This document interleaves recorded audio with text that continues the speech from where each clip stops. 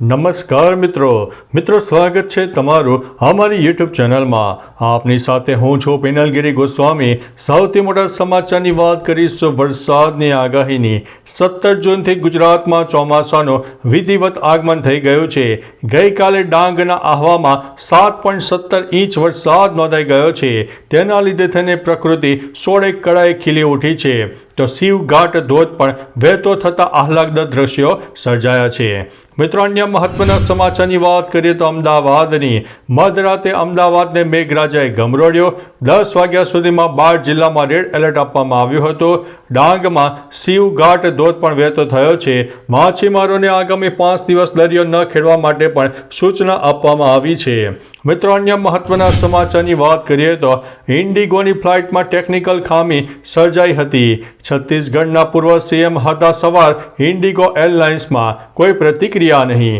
Indigo ફ્લાઇટના મોટા સમાચાર સામે આવ્યા છે કારણ કે રાયપુર એરપોર્ટ પર ત્યારે અફરાતફરી જોવા મળી, જ્યારે દિલ્હીથી આવેલી ઇન્ડિગો ફ્લાઇટ 6E6312ના મુખ્ય દ્વારમાં ખામી સર્જાઈ હતી। મિત્રો, અન્ય મહત્વના સમાચારની વાત કરીએ તો ગુજરાતમાં ચોમાસાની જમાવટ।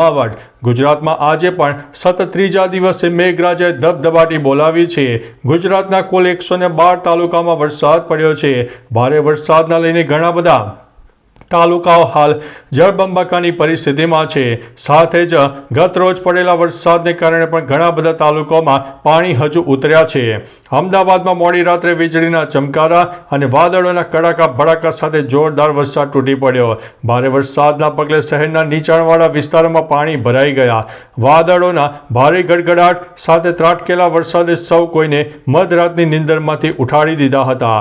લગભગ 2 કલાકથી વધારે સમય સુધી વરસાદનું જોર રહ્યું હતું, જો કે ત્યારબાદ વરસાદ ધીમો થઈ ગયો હતો। મિત્રો, અન્ય મહત્વના સમાચારની વાત કરીએ તો આજે તારીખ 19 જૂન 2025 ગુજરાતમાં આજે મહેસાણા જિલ્લાની કડી વિધાનસભા અને જૂનાગઢ જિલ્લાની વિસાવદર વિધાનસભા બેઠક પર પેટા ચૂંટણી માટે સવારે 7 કલાકથી મતદાન શરૂ થઈ ગયું છે। જે સંદર્ભે ઈવીએમ ફાળવણી, સ્ટાફ ફાળવણી, સુરક્ષા બંદોબસ્તની કામગીરી પૂર્ણ કરાઈ હતી। વિસાવદર નગરપાલિકા દ્વારા પ્રથમ 100 મતદાન કરનાર વ્યક્તિઓને છોડ આપવામાં આવવાનું આયોજન હતું। મિત્રો, અન્ય મહત્વના સમાચારની વાત કરીએ તો રાજા રઘુવંશી હત્યાકાંડની તપાસ કરી રહેલી ઇન્દોર પોલીસને વધુ એક મોટી સફળતા મળી છે। પોલીસના સૂત્રોના જણાવ્યા અનુસાર સોનમ જે સંજય વર્મા નામના વ્યક્તિના મોબાઈલ નંબર ઉપર સતત વાતચીત કર્યા કરતી હતી, તે નંબર પ્રેમી રાજ કુશવાહ ઉપયોગ કરતો હતો। સોનમે 25 દિવસમાં 112 વખત ફોન ઉપર વાત કરી હતી। મિત્રો, અન્ય મહત્વના સમાચારની વાત કરીએ તો મધ્ય ગુજરાતના સોજિત્રાના દેવા તળપત ગામના મકાનના દાદરા ધરાશાયી થતા 2 મહિલાઓના મૃત્યુ થયા છે। મિત્રો, અન્ય મહત્વના સમાચારની વાત કરીએ તો ગુજરાતમાં અનેક જગ્યાએ છાસવારે વીજળી ડોલ થઈ જતી હોય છે। 2 છાંટા પડ્યા નથી કે વીજળી ગાયબ, શેત પવન ફૂંકાયો નથી કે વીજળી ગાયબ। વિરમગામ ઉત્તર વીજ કંપનીનો વહીવટ દિન પ્રતિદિન કથળતો જાય છે। શહેરમાં છેલ્લા 7 દિવસથી અનેક વિસ્તારોમાં દિવસ અને રાત્રિના સમયે વીજળીની સમસ્યા સર્જાય છે। વારંવાર વીજળી ગુલ થઈ જતા નગરજનોમાં ઉત્તર વીજ કંપની સામે આક્રોશ જોવા મળી રહ્યો છે। મંગળવારે શહેરના ખાનકા ડેલા પાસે આવેલું વ્હાઇટ હાઉસ નામનું 3 માળનું બિલ્ડિંગ જર્જરિત થઈ જતા બિલ્ડિંગ ઉતારી લેવાનું કામકાજ ચાલુ કરવામાં આવ્યું, ત્યારે ટાવર પાછળના મોટા ભાટવાડા, ગદાવાડા, ખાન ડેલા, જાગફાળી સહિતના વિસ્તારોમાં વીજ પ્રવાહ બંધ કરવામાં આવ્યો હતો।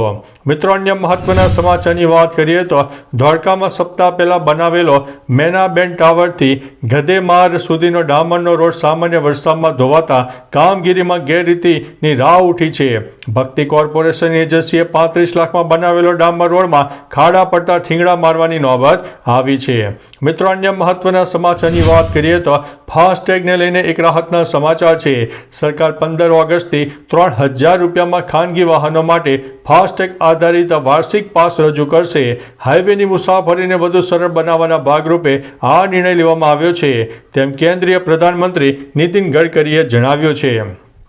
એક્સપ્રેસ પર ગડકરીએ જણાવ્યું હતું કે આ એક્ટિવેશન કરાવ્યાની તારીખથી 1 વર્ષ અથવા તો 202 જે વહેલું હશે ત્યાં સુધી આ પાસ માન્ય ગણાશે. આ પાસ કાર, જીપ અને વાન જેવા નોન કોમર્શિયલ ખાનગી વાહનો માટે ડિઝાઇન કરવામાં આવ્યું છે. મિત્રો, અન્ય મહત્વના સમાચારની વાત કરીએ તો બિહારમાં માત્ર 16 વર્ષની સગીરાને બળજબરીથી 33 વર્ષના એક યુવક સાથે પરણાવવામાં આવી. મરજી વિરુદ્ધ થયેલા આ લગ્નથી સગીરા ખુશ નહોતી, જેથી તેણે સુપ્રીમ કોર્ટમાં અરજી કરીને સુરક્ષા માંગી હતી. સુપ્રીમ કોર્ટે આ મામલે બિહાર સરકાર પાસેથી જવાબ માંગ્યો છે.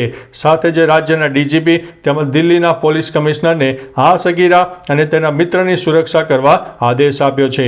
મિત્રો, અન્ય મહત્વના સમાચારની વાત કરીએ તો વડાપ્રધાન નરેન્દ્રભાઈ મોદીએ બુધવારે અમેરિકાના પ્રમુખ ટ્રમ્પ સાથે 34 મિનિટ સુધી ફોન પર ચર્ચા કરી હતી. તેમાં સ્પષ્ટ જણાવ્યું હતું કે ઓપરેશન સિંદૂર હજુ ચાલુ છે.